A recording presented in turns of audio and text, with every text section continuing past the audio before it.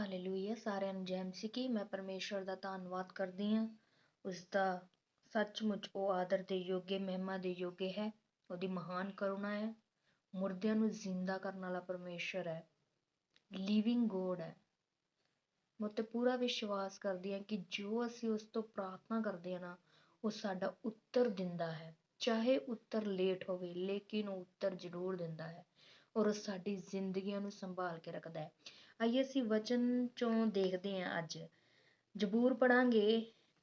ਔਰ ਜੋ ਗੱਲ ਹੋਈ ਸੀਗੀ, ਬਹੁਤ ਮਹੀਨੇ ਹੋ ਗਏ ਜਦੋਂ ਮੈਂ ਕਿਹਾ ਸੀ ਕਿ ਜ਼ਬੂਰ ਪੜਿਆ ਕਰਾਂਗੇ। ਜਦੋਂ ਪਰਮੇਸ਼ਰ ਨੇ ਕਿਹਾ ਕਿ ਕੁਛ ਨਾ ਵਚਨ ਮਿਲੇ ਤਾਂ ਜ਼ਬੂਰ ਪੜਨਾ। ਪਰ ਪਰਮੇਸ਼ਰ ਦਾ ਧੰਨਵਾਦ ਹੈ ਕਿ ਉਹ ਮੈਨੂੰ ਵਚਨ ਵੀ ਦਿੰਦਾ ਹੈ, ਭੇਦ ਵੀ ਦਿੰਦਾ ਹੈ ਔਰ ਸੱਚਮੁੱਚ ਆਪਣੇ ਲੋਕਾਂ ਨਾਲ ਗੱਲਬਾਤ ਕਰਦਾ ਹੈ। ਜਿਹਨੂੰ ਸਹਾਇਤਾ ਦੀ ਲੋੜ ਹੈ, ਜਿਹੜਾ ਬਹੁਤ ਦੁਖੀ ਹੋ ਚੁੱਕਾ ਹੈ, ਜਿਹੜਾ ਕਹਿੰਦਾ ਕਿ ਮੈਂ ਆਪਣਾ ਦੁੱਖ ਕਿਹਨੂੰ ਸੁਣਾਵਾਂ, ਮੈਂ ਆਪਣਾ ਦੁੱਖ ਕਿਹਦੇ ਅੱਗੇ ਰੱਖਾਂ, ਮੇਰੀਆਂ ਗੱਲਾਂ ਨੂੰ ਕੌਣ ਸੁਣੇਗਾ, ਮੇਰੇ ਦੁਖੀ ਹਿਰਦੇ ਨੂੰ ਕੌਣ ਦੇਖੇਗਾ, ਮੈਨੂੰ ਛੁਟਕਾਰਾ ਕੌਣ ਦੇਗਾ। ਉਹ ਇਸ ਜ਼ਬੂਰ ਨੂੰ, ਇਸ ਭਜਨ ਨੂੰ, ਇਸ ਦਾਊਦ ਦੀ ਪ੍ਰਾਰਥਨਾ ਨੂੰ, ਸਹਾਇਤਾ ਦੀ ਪ੍ਰਾਰਥਨਾ ਨੂੰ ਮੇਰੇ ਨਾਲ ਬੋਲੇ, ਮੇਰੇ ਨਾਲ ਪੜ੍ਹੇ। भजन संहिता 142। मैं यहोवा की दुहाई देता, मैं यहोवा से गिड़गिड़ाता हूँ, मैं अपने शोक की बातें उससे खोल कर कहता, मैं अपना संकट उसके आगे प्रकट करता हूँ। जब मेरी आत्मा मेरे भीतर से व्याकुल हो रही थी, तब तू मेरी दशा को जानता था। जिस रास्ते से मैं जाने वाला था, उसी में उन्होंने मेरे लिए फंदा लगाया। मैंने दाहिनी ओर देखा, परंतु कोई मुझे नहीं देखता। मेरे लिए शरण कहीं नहीं रही, न मुझको कोई पूछता है।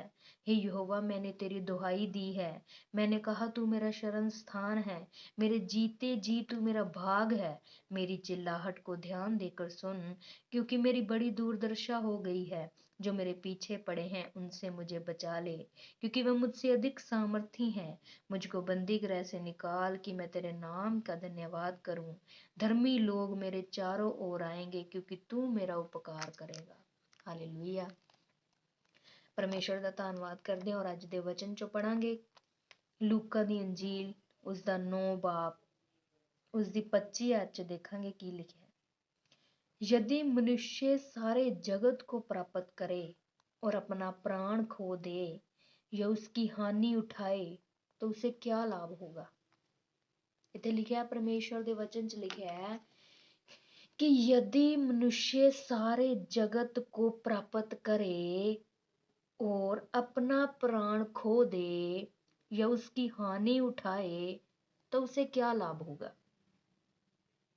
मतलब कि जे कोई इंसान, जे कोई मनुष्य सारे जगत ਨੂੰ ਕਮਾਣਾ ਚਾਹੁੰਦਾ ਹੈ, ਸਾਰੇ ਸੰਸਾਰ ਨੂੰ ਜਿੱਤਣਾ ਚਾਹੁੰਦਾ ਹੈ, ਸਾਰੇ ਲੋਕਾਂ ਨੂੰ ਜਿੱਤਣਾ ਚਾਹੁੰਦਾ ਹੈ, ਸਾਰੀ ਚੀਜ਼ਾਂ ਦੇ ਉੱਪਰ ਆਪਣਾ ਕਾਬੂ ਪਾਣਾ ਚਾਹੁੰਦਾ, ਕੁਝ ਵੀ ਸੰਸਾਰ ਦੇ ਵਿੱਚ ਖੁਸ਼ੀ ਨਾ ਰਹਿਣਾ ਚਾਹੁੰਦਾ, ਪਰ ਉਸ ਦੀ ਜਾਨ ਦੁਖੀ ਹੋਵੇ, ਉਹ ਆਪਣੀ ਜਾਨ ਦੇ ਵਿੱਚ ਪਰੇਸ਼ਾਨੀਆਂ ਨੂੰ ਝੇਲਦਾ ਹੋਵੇ, ਹਾਨੀਆਂ ਨੂੰ ਝੇਲਦਾ ਹੋਵੇ ਤੇ ਆਪਣੇ ਪ੍ਰਾਣ ਨੂੰ ਨਾਸ਼ ਵੱਲ ਲੈ ਕੇ ਜਾਵੇ ਤਾਂ ਉਹਨੂੰ ਕੀ ਲਾਭ ਹੈ।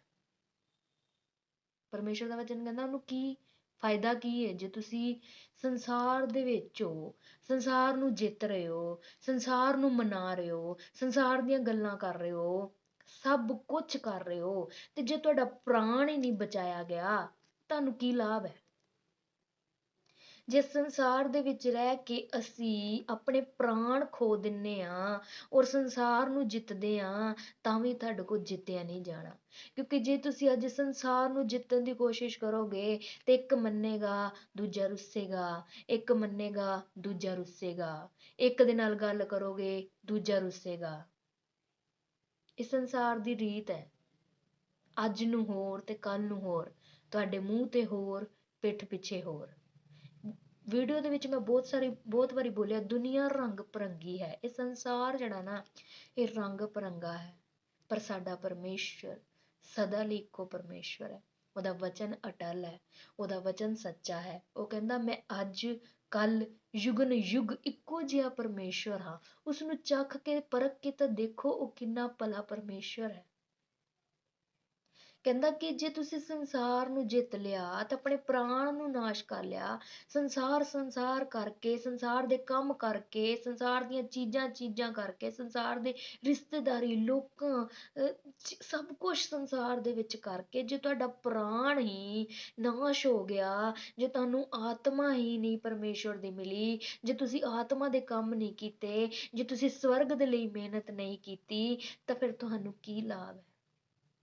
ਫਿਰ ਤੁਸੀਂ ਕੀ ਫਾਇਦਾ ਲਿਆ ਇਸ ਸੰਸਾਰ ਦੇ ਵਿੱਚ ਆ ਕੇ? ਜਿਸ ਤਰ੍ਹਾਂ ਆਏ ਹੋ ਉਸੇ ਤਰ੍ਹਾਂ ਚਲੇ ਗਏ ਹੋ, ਕਿਸੇ ਨੇ ਨਾਲ ਨਹੀਂ ਜਾਣਾ। ਅਗਰ ਤੁਸੀਂ ਸੰਸਾਰ ਦੇ ਵਿੱਚ ਬਹੁਤ ਜ਼ਿਆਦਾ, ਪਹਿਲਾਂ ਵੀ ਮੈਂ ਵੀਡੀਓ 'ਚ ਬੋਲਿਆ ਕਿ ਬਹੁਤ ਤੁਹਾਡੀ ਬਣੀ ਬਣਾਈ ਹੈ ਲੋਕਾਂ ਦੇ ਨਾਲ, ਡੀਸੀ ਦੇ ਨਾਲ, ਵੱਡੇ ਵੱਡੇ ਲੋਕਾਂ ਦੇ ਨਾਲ, ਤੁਹਾਡੀ ਫੈਮਿਲੀ ਦੇ ਵਿੱਚ, ਰਿਸ਼ਤੇਦਾਰੀ ਦੇ ਵਿੱਚ, ਗਲੀ ਵਿੱਚ, ਨਗਰ ਵਿੱਚ, ਮੁਹੱਲੇ ਵਿੱਚ, ਐਵਰੀਵਨ ਨਾਲ ਤੁਹਾਡੀ ਬਹੁਤ ਜ਼ਿਆਦਾ ਬਣੀ ਹੋਈ ਹੈ। ਤੁਸੀਂ ਬਹੁਤ ਫੇਮਸ ਹੋ ਕਿ ਇਹ ਬੰਦਾ ਬਹੁਤ ਚੰਗਾ, ਇਹਦੇ ਨਾਲ ਇਹ ਸਭ ਨਾਲ ਚੰਗਾ ਕਰਦਾ। ਤੇ ਜਦ ਤੁਸੀਂ ਪਰਮੇਸ਼ਰ ਦੀ ਨਿਗਾਹ 'ਚ ਚੰਗੇ ਨਹੀਂ ਤਾਂ ਕੁਛ ਨਹੀਂ। ਜੇ ਤੁਸੀਂ ਪਰਮੇਸ਼ਰ ਦੇ ਲਈ ਕੁਛ ਨਹੀਂ ਕੀਤਾ ਤਾਂ ਕੁਛ ਨਹੀਂ।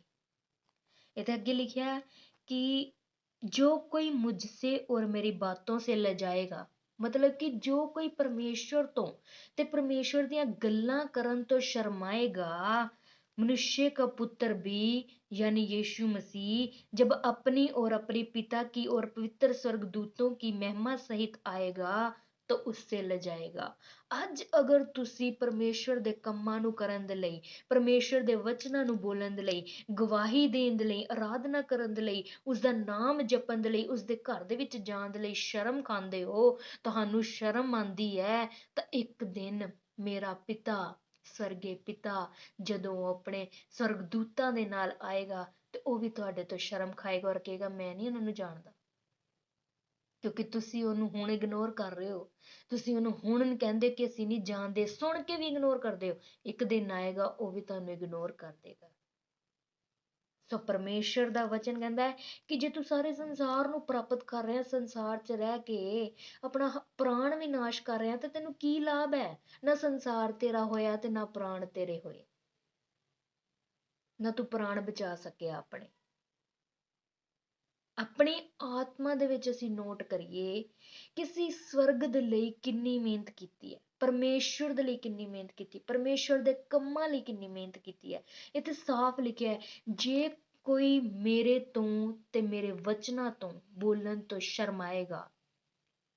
ਅੱਜ ਬਹੁਤ ਲੋਕ ਸ਼ਰਮਾਉਂਦੇ, ਔਰ ਜਿਹੜੇ ਲੋਕ ਬੋਲਦੇ ਆ ਨਾ, ਲੋਕ ਉਹਨਾਂ ਨੂੰ ਪਾਗਲ ਕਹਿੰਦੇ ਆ। ਹੋ ਸਕਦਾ ਹੈ ਮੈਨੂੰ ਵੀ ਕਹਿੰਦੇ ਹੋਣ, ਮੈਂ ਤਾਂ ਸੁਣਿਆ ਵੀ ਹੈ। ਜਿਹੜੇ ਲੋਕ ਪਰਮੇਸ਼ਰ ਦਾ ਕੰਮ ਕਰਦੇ ਹੈ, ਜਿਹੜੇ ਨਹੀਂ ਯਕੀਨ ਕਰਦੇ, ਉਹਨਾਂ ਨੂੰ ਲੋਕ ਕਹਿੰਦੇ ਕਿ ਕੀ ਯਿਸੂ ਯਿਸੂ ਸਾਰਾ ਦਿਨ ਕਰਦੇ ਰਹਿੰਦੇ, ਰੱਬ ਰੱਬ ਕਰਦੇ ਰਹਿੰਦੇ, ਇਹਨਾਂ ਕੋਲ ਕੋਈ ਹੋਰ ਕੰਮ ਨਹੀਂ, ਇਹਨਾਂ ਨੂੰ ਕੋਈ ਹੋਰ ਨਹੀਂ, ਸੰਸਾਰ ਦਾ ਨਹੀਂ ਪਤਾ, ਕਿਸੇ ਨਾਲ ਬਹਿੰਦੇ ਨਹੀਂ, ਉੱਠਦੇ ਨਹੀਂ, ਇਹ ਅਲੱਗ ਹੈ, ਇਹ ਪਾਗਲ ਹੈ। ਜਿਹੜੇ ਯਿਸੂ ਮਸੀਹ ਦਾ ਕੰਮ ਕਰਦੇ, ਪ੍ਰਚਾਰ ਕਰਦੇ, ਪਰ ਉਹ ਨਹੀਂ ਜਾਣਦੇ ਕਿ ਪਰਮੇਸ਼ਰ ਨੇ ਸਾਨੂੰ ਚੁਣ ਕੇ ਅਲੱਗ ਕਰ ਲਿਆ, ਸਾਨੂੰ ਉਹਨੇ ਇਸ ਸੰਸਾਰ ਤੋਂ ਅਲੱਗ ਕਰ ਲਿਆ। ਜਦੋਂ ਅਸੀਂ ਨੂੰਹ ਦੇ ਬਾਰੇ ਪੜ੍ਹਦੇ ਹਾਂ, ਨੋਹਾ, ਜਿਹੜਾ ਉਤਪਤੀ ਦੇ ਵਿੱਚ ਲਿਖਿਆ, 6 ਬਾਪ ਦੇ ਵਿੱਚ ਲਿਖਿਆ, ਜਦੋਂ ਸੰਸਾਰ ਦੇ ਵਿੱਚ ਬਹੁਤ ਪਾਪ ਵੱਧ ਗਿਆ, ਪਰਮੇਸ਼ਰ ਦੀ ਦ੍ਰਿਸ਼ਟੀ ਦੇ ਵਿੱਚ ਲੋਕਾਂ ਨੇ ਇੰਨਾ ਪਾਪ ਕਰ ਲਿਆ ਕਿ ਪਰਮੇਸ਼ਰ ਪਛਤਾਣ ਲੱਗ ਗਿਆ ਕਿ ਮੈਂ ਇਨਸਾਨ ਕਿਉਂ ਬਣਾ ਦਿੱਤਾ ਹੈ ਜਿਹਨੇ ਇੰਨਾ ਪਾਪ ਕਰ ਲਿਆ। ਔਰ ਪਰਮੇਸ਼ਰ ਦੀ ਨਿਗਾਹ 'ਚ ਇੱਕ ਹੀ ਬੰਦਾ ਧਰਮੀ ਠਹਿਰਿਆ, ਉਹ ਸੀਗਾ ਨੂਹ। ਔਰ ਨੂਹ ਨੂੰ ਪਰਮੇਸ਼ਰ ਨੇ ਕਿਹਾ, ਇਹ ਵਾਲੀ ਲੱਕੜੀ ਲੈ ਤੇ ਜਹਾਜ਼ ਤਿਆਰ ਕਰ, ਕਿਉਂਕਿ ਮੈਂ ਇਸ ਦੁਨੀਆ ਨੂੰ ਨਾਸ਼ ਕਰਨ ਦੇ ਲਈ ਜਾ ਰਿਹਾ। ਔਰ ਜਦੋਂ ਉਸਨੇ ਜਹਾਜ਼ ਬਣਾਉਣਾ ਸ਼ੁਰੂ ਕੀਤਾ, ਉਸਨੇ ਹੋਰ ਕੋਈ ਕੰਮ ਨਹੀਂ, ਸਿਰਫ ਜਹਾਜ਼ ਬਣਾਉਣਾ ਸ਼ੁਰੂ ਕਰਤਾ। ਪਰਮੇਸ਼ਰ ਦੀ ਉਸ ਇੱਕ ਆਵਾਜ਼ ਨੂੰ ਸੁਣ ਕੇ ਜਦੋਂ ਉਸਨੇ ਜਹਾਜ਼ ਬਣਾਉਣਾ ਸ਼ੁਰੂ ਕਰਤਾ, ਲੋਕ ਡੇਲੀ ਉਹਨੂੰ ਕਹਿੰਦੇ ਸੀਗੇ, ਇਹ ਕੀ ਕਰੀ ਜਾਂਦਾ ਹੈ, ਇਹ ਪਾਗਲ ਹੈ, ਇਹ ਟਾਈਮ ਵੇਸਟ ਕਰ ਰਿਹਾ, ਇਹ ਚੀਜ਼ਾਂ ਵੇਸਟ ਕਰ ਲਿਆ। ਕੋਈ ਨਹੀਂ, ਦੇਖੋ ਅੱਜ ਸਾਲ ਹੋ ਗਿਆ, ਅੱਜ 2 ਸਾਲ ਹੋ ਗਏ, ਅੱਜ 3 ਸਾਲ ਹੋ ਗਏ, ਅੱਜ 10 ਸਾਲ ਹੋ ਗਏ, ਅੱਜ 20 ਸਾਲ ਹੋ ਗਏ, ਅੱਜ 50 ਸਾਲ ਹੋ ਗਏ, ਕੋਈ ਤਾਂ ਜਲ ਪਰਲੋ ਆਈ ਨਹੀਂ। ਪਰ ਇੱਕ ਦਿਨ ਆਇਆ ਜਦੋਂ ਉਹ ਜਲ ਪਰਲੋ ਆਈ ਔਰ ਉਹ ਸਾਰੀ ਦੁਨੀਆ ਨਾਸ਼ ਹੋ ਗਈ, ਉਸ ਜਲ ਦੇ ਵਿੱਚ ਰੁੜ ਕੇ ਮਰ ਗਈ। ਲੇਕਿਨ ਨੂਹ ਔਰ ਉਸਦਾ ਪਰਿਵਾਰ ਬਚਾਇਆ ਗਿਆ। ਸਿਰਫ ਜਿਸਨੇ ਉਸ ਦੀ ਆਗਿਆਕਾਰੀਤਾ ਕੀਤੀ ਸੀ, ਜਿਸਨੇ ਜਿੱਦਾਂ ਜਿੱਦਾਂ ਪਰਮੇਸ਼ਰ ਨੇ ਉਹਨੂੰ ਦੱਸਿਆ ਕਿ ਤੂੰ ਏਦਾਂ ਕਰਨਾ, ਏਦਾਂ ਖਿੜਕੀ ਰੱਖੀ, ਏਦਾਂ ਦਰਵਾਜ਼ੇ ਰੱਖੇ, ਉਹਨੇ ਸੇਮ ਉਸੇ ਤਰ੍ਹਾਂ ਹੀ ਕੀਤਾ।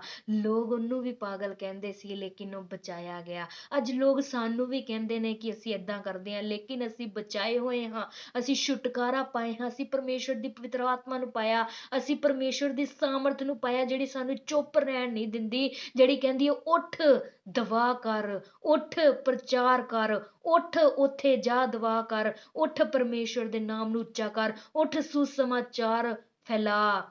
ਢਿੱਡ ਤੋਂ ਆਵਾਜ਼ਾਂ ਆਉਂਦੀਆਂ ਕਿ ਇਹ ਕੰਮ ਕਰ। ਅਸੀਂ ਚੁੱਪ ਨਹੀਂ ਬੈਠ ਸਕਦੇ। ਕਿਉਂ? ਪਰਮੇਸ਼ਰ ਨੇ ਸਾਨੂੰ ਇਸੇ ਕੰਮ ਦੇ ਲਈ ਚੁਣਿਆ, ਪਰਮੇਸ਼ਰ ਨੇ ਇਸ ਲਈ ਸਾਨੂੰ ਸੰਸਾਰ ਤੋਂ ਅਲੱਗ ਕਰ ਦਿੱਤਾ ਹੈ। ਅਸੀਂ ਕੁਝ ਹੋਰ ਕੰਮ ਕਰੀਏ ਨਾ ਕਰੀਏ ਲੇਕਿਨ ਜਦੋਂ ਪਰਮੇਸ਼ਰ ਦੇ ਵਿੱਚ ਆ ਜਾਂਦੇ ਹਾਂ ਉਸ ਦੀ ਗਵਾਹੀ ਦੇਣਾ ਨਹੀਂ ਛੱਡਦੇ। ਕਿਉਂ? ਕਿਉਂਕਿ ਉਹ ਸਾਮਰਥੀ ਹੈ। ਅਸੀਂ ਉਸ ਆਪਣੀਆਂ ਅੱਖਾਂ ਨਾਲ ਆਪਣੀ ਜ਼ਿੰਦਗੀ 'ਚ ਗਵਾਹੀਆਂ ਬਣਦੇ ਦੇਖਦੇ ਹਾਂ, ਆਪਣੇ ਕੰਮਾਂ ਦੇ ਵਿੱਚ ਜਦੋਂ ਬਦਲਾਵ ਦੇਖਦੇ, ਆਪਣੀ ਜ਼ਿੰਦਗੀ 'ਚ ਦੇਖਦੇ ਕਿ ਹਾਂ yes he is a living god. ਸੱਚਮੁੱਚ ਉਹ ਇੱਕ ਸੱਚਾ ਜ਼ਿੰਦਾ ਖੁਦਾ ਹੈ। ਸੱਚਮੁੱਚ ਇਹਦੇ ਵਿੱਚ ਜੋ ਸ਼ਾਂਤੀ ਹੈ ਉਹ ਕਿਤੇ ਵੀ ਨਹੀਂ, ਸੱਚਮੁੱਚ ਜੋ ਇਹਦੇ ਵਿੱਚ ਆਨੰਦ ਹੈ ਉਹ ਕਿਤੇ ਵੀ ਨਹੀਂ। ਅੱਜ ਜੋ ਮੈਂ ਬੋਲ ਰਹੀ ਹਾਂ, ਜੋ ਮੈਂ ਫੀਲ ਕਰ ਰਹੀ ਹਾਂ, ਅਗਰ ਇਹੀ ਪਵਿੱਤਰ ਆਤਮਾ ਜੋ ਪਰਮੇਸ਼ਰ ਨੇ ਮੈਨੂੰ ਦਿੱਤਾ ਹੈ ਤੁਹਾਡੇ ਅੰਦਰ ਆਏਗਾ ਤਾਂ ਸੱਚਮੁੱਚ ਤੁਸੀਂ ਵੀ ਇੱਦਾਂ ਹੀ ਬੋਲੋਗੇ, ਸੱਚਮੁੱਚ ਤੁਸੀਂ ਵੀ ਇੱਦਾਂ ਹੀ ਪ੍ਰਚਾਰ ਕਰੋਗੇ ਔਰ ਗਵਾਹੀਆਂ ਨੂੰ ਦੋਗੇ ਔਰ ਚੁੱਪ ਨਹੀਂ ਬੈਠੋਗੇ। ਕਿਉਂਕਿ ਹੋਲੀ ਸਪਿਰਿਟ ਸਾਨੂੰ ਅਗਵਾਈ ਕਰਦਾ ਹੈ, ਬੋਲ ਮੈਂ ਤੇਰੇ ਨਾਲ ਆ, ਬੋਲ ਮੈਂ ਤੈਨੂੰ ਸਿਖਾਵਾਂਗਾ ਕੀ ਬੋਲਣਾ ਹੈ। ਔਰ ਪਰਮੇਸ਼ਵਰ ਦਾ ਆਤਮਾ ਸਾਡੇ ਵਿੱਚ ਦੀ ਹੋ ਕੇ ਬੋਲਦਾ ਹੈ। Hallelujah, thank you Jesus. ਆਈਏ ਮੈਂ ਤੁਹਾਡੇ ਲਈ ਪ੍ਰਾਰਥਨਾ ਕਰਾਂਗੀ। ਮਹਾਨ ਸਰਵ ਸ਼ਕਤੀਮਾਨ ਮੇਰੇ ਸਾਮਰਥੀ ਪਰਮੇਸ਼ਰ, ਮੇਰੇ ਜ਼ਿੰਦਾ ਖੁਦਾ, there is none like you lord. तेरे जैसा कोई नहीं है जो मर के तीसरे दिन जी उठा है, जिसने मुर्दों को जिंदा किया है, जिसने इतने भयंकर सालों की बीमारियों से लोगों को छुटकारा दिया है, जिसके आगे बीमारी टिक नहीं सकती, दुष्ट आत्माएं टिक नहीं सकती। पिता, मैं पिता तेरा धन्यवाद करती हूँ इन लोगों के लिए जो इस वीडियो को सुने, उनकी जिंदगी में आशीष होने पाए, उनका जीवन चेंज होने पाए, तेरी पवित्र आत्मा से वो परिपूर्ण होने पाए। और खुदावंद ये तेरा कलाम, ये तेरा वचन इनकी जिंदगियों में सौगुना फल लेकर आए। पिता होने दे पिताजी, इनको संभाल के रख, हर एक बीमारी से बचा, हर एक परेशानी से बचा, दुखों से निकाल पिता परमेश्वर। और आने वाला समा हमारे लिए आशीष और बरकत का कारण ठहरे पिता। प्रार्थनाओं का, इनकी प्रार्थनाओं का उत्तर आने पाए यीशु के नाम से। पिता तेरा धन्यवाद करते पिता, सच में आप हमें यूज करने वाले परमेश्वर हैं। खुदावंद आपके दया से हम बढ़ने पाए, आपकी कृपा से हम आगे बढ़ने पाए पिता, हमारा फेथ बढ़ने पाए पिता, तेरा नाम ऊंचा होने पाए, तेरी सामर्थ हमारी जिंदगियों में काम करे पिता। यीशु मसीह आपके नाम से मांगते हैं, आमीन आमीन आमीन। सबको जय मसीह की। God bless you all.